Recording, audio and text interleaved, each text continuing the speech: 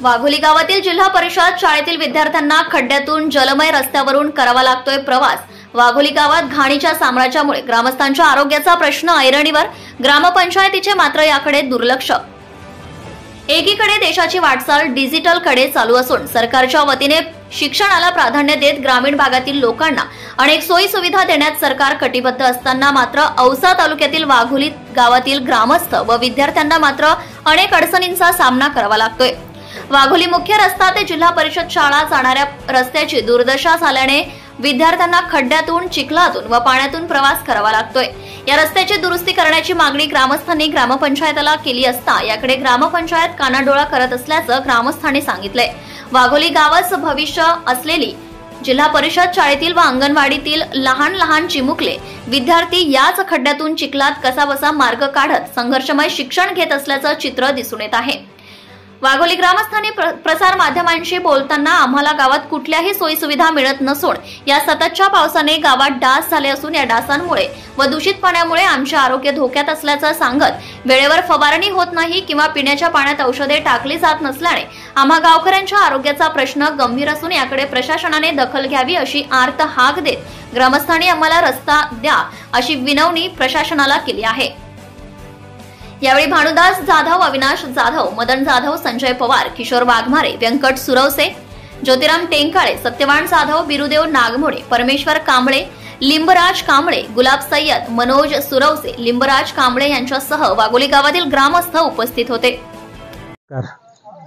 या रस्त्याची दुर्दशा बघा काय आहे। आम्ही लई दिवसापासून म्हणजे महिन्यांपासून वारंवार तक्रार करून, बोलून, विनंती करून सुद्धा ह्या रस्त्यावर कुणीही काही लक्ष देण्यात आलं किंवा इथं एक लाईट पण नाही किंवा काय पण नाही। कसं यायचं कसं जायचं हा लय सर्वात मोठा प्रश्न पडलेला आहे की इथून जायचं कसं आणि यायचं कसं। माझी आई ही अपंग आहे, तिला जाता येता अजिबात येत नाही। इथून कधी कुठं पडली बिडली काय झालं तर त्याचा जिम्मेदार कोण होईल। माझी फक्त ग्रामपंचायत म्हणा किंवा प्रशासन म्हणा ह्यांना इतकीच विनंती आहे की ह्या रस्त्याकडे दुर्लक्ष करू नका, इथं लक्ष द्या आणि कृपया करून ही बनवायचा प्रयत्न करा। आणि इथून संध्याकाळी जरी यायचं म्हणलं 7च्या नंतर ते एकदम काय अंधारच असते। कसं यायचं कसं फक्त इथं देवावर विश्वास ठेवून यावं लागतं। आता समजा माझ्यापाशी बॅटरी आहे किंवा नाही, मलाही रात्रीचं दिसत नाही। आता ती बॅटरीच्या भरोशावर चालताव कस तरी, पण समजा जर रस्त्यात काय आडवा आलं, इचुकाटा चावला तर त्याचं काय होईल ह्याच्याबद्दल जरा प्रशासनाला इतकीच माझी विनंती आहे की हिथं आहे का बल्बची सुविधा करावी आणि रस्त्याचं काम करावं। झाले ह्या आमच्या पाण्याच्या टाकीत हमेशा ती उघडी असते तर आम्ही तिथलं पाणी पितात। आता ते उघडे असताना तिथं कधी दवा टाकलेले ना काही टाकले नाही किंवा आमच्या ह्या झोपडपट्टीवर म्हणा की गावात म्हणा इथं डासांची संख्या इतकी आहे की आजूबाजूला सर्वीकडे शेती आहे। शेतीच्या कारणाने काय आहे प्रत्येक माणूस इथं आजारी पडायला लागलाय आणि गावात भरपूर जण आजारी आहेत। इथून आता ते आजारी झाले तर इथून जायची मुसीबत आहे। जायचं कसं यायचं कसं। ऑटोवाला पण इथं येत नाही, ऑटोवाला बोलतात सरळ उचलून चौकात आला, चौकात कसं घेऊन जावं। तो माणूसच आजारी आहे, वरून जर पाऊस चालू असला तर काय करणार माणूस। आमच्या इथं जी पाणी सुटतंय आजारी पडण्याचं कारण हे आहे की इथं हाय डास आणि डास भरपूर होत्यात आणि आमच्या त्या पाण्यामध्ये कधीही कुठलीही दवा टाकलेली नाही किंवा काहीही टाकलेलं नाही। तेच पाणी आम्हाला ते विहिरीतून त्या टाकीत येते, टाकीतून आमच्या घरात जाते। त्याच्या वजने भरपूर जणांची तब्येत खराब होते व आजारी होत्यात। तर कृपया करून प्रशासनाला एकच विनंती आहे की इथं जरा लक्ष द्यावं व सगळी आम्हाला ती सुविधा जी दुसऱ्या इतर गावांना सुविधा आहे ती आम्हालाही उपलब्ध करून द्यावी हीच माझी कळकळीने हात जोडून विनंती आहे। हा नमस्कार। हा आमच्या वाघोली येथील शाळेकडे जाणारा रस्ता आहे। या ठिकाणी अंगणवाडी आहे। 0 ते 6 वर्षापर्यंतचे मुलं इथे शाळेत शिकतात आणि 5वी पर्यंतचा वर्ग सुद्धा इथं आहे। पूर्ण गावचे मुलं आणि मुली लहान लहान या रस्त्याने येणं जाणं चालू आहे। हा 4-5 वर्षापासून रस्ता इतका बिकट झालेला आहे, साध्या रस्त्याने चालता सुद्धा या रस्त्याने येत नाही।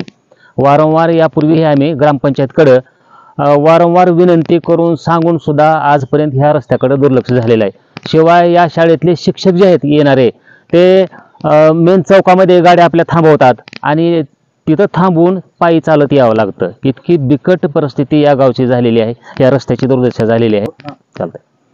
काल परवाचीच गोष्ट सांगायची झाली तर या ठिकाणी एक 60 ते 70 वर्षाचे वृद्ध माणूस होते. त्यांना दवाखान्यात न्यायचं होतं. ऑटोवाल्याला विचारायला गेलं तर ऑटोवाल्याने सांगितलं चौकामध्ये घेऊन या. इतकी बिकट परिस्थिती आहे. या ठिकाणी 50 कुटुंबाची वस्ती राहते आणि गावात प्रत्येक कामासाठी जाणं येणं करावं लागतं. परंतु इतकी बिकट संध्याकाळी रात्र असेल, आता महिला असतील, पुरुष असतील, लहान मुलं असतील, इतकी बिकट परिस्थिती आहे. ग्रामपंचायतला वारंवार विनंती करून सुद्धा या रस्त्याकडं आजपर्यंत पूर्णतः दुर्लक्ष झालेलं आहे. या पुढच्या काळात आमची विनंती आहे. शिवाय या ठिकाणी हा जो रस्ता दिसतो ह्या रस्त्याला लाईटीची व्यवस्था नाही आणि संध्याकाळच्या वेळेला आता बघा ह्या ठिकाणी एवढं पंधार वाढलेलं आहे. आता लहान मुलं असतील, महिला असतील, रात्री बेरात्री या ठिकाणून जाणं येणं करावं लागतं. तर या ठिकाणी आता काही इचुकीडा जर चावला तर त्याचा जबाबदार कोण आहे? तर अशी बिकट परिस्थिती आहे. वारंवार विनंती करून सुद्धा ग्रामपंचायतने या रस्त्याकडे पूर्णतः दुर्लक्ष केलेलं आहे. या रस्त्यामध्ये जे पोल आहेत त्याच्यावरती एकही बल्ब नाही, वस्तीवरही नाही आणि रस्त्यावरही नाही. त्यामुळं संध्याकाळी या ठिकाणी रामभरोसे या ठिकाणी यावं लागतं. कारण या सगळ्या पुढे जर काही घटना घडली तर त्याला जबाबदार कोण आहे अशी परिस्थिती आहे. आता संध्याकाळी येण्यासाठी सुद्धा या ठिकाणी महिला असतील, पुरुष असतील, ते येतील का नाही हे भरोसा नाही. या ठिकाणी आम्ही शासनाचं धोरण बघतो की प्रत्येकाला सुविधा मिळालेल्या पाहिजेत, परंतु या ठिकाणी कसल्याही प्रकारची सुविधा नाही. अक्षरशः वाडी तांड्या वस्तीसारखी आमची, ह्याच्यापेक्षा ती वस्ती सुद्धा चांगली आहे. इतकी वाईट परिस्थिती आता ह्या वस्तीची आणि ह्या गावची झालेली आहे. तेव्हा प्रशासनाला विनंत्याने आजूबाजूला वस्तीच्या आजूबाजूला शेती असल्यामुळं या ठिकाणी डासाचा आणि मच्छराचा इतका प्रादुर्भाव आहे की हेच डास वस्तीमध्ये येतात आणि त्याच्यामुळं इतकी बिकट परिस्थिती झाली. आणि ह्याच्यामध्ये ग्रामपंचायतनं एकदाही धूर फवारणी केली नाही. कोरोनात आम्ही कसं तरी जगलो, परंतु आता सध्या ह्या काळात सुद्धा अशी बिकट परिस्थिती आहे. तेव्हा प्रशासनाला विनंती आहे की या रस्त्याच्या कामाकडे लक्ष देऊन या ठिकाणी पाण्याची व्यवस्था आहे, पाण्याची टाकी आहे, ती पण उघडी आहे आणि त्याच्यामध्ये कधीच कुठलं ब्लिचिंग पावडर हे कधीच टाकलं जात नाही. त्याच्यामुळं येथील नागरिकांच्या आणि लहान मुलांच्या, शाळेतल्या मुलांच्या सुद्धा आरोग्याला धोका आहे.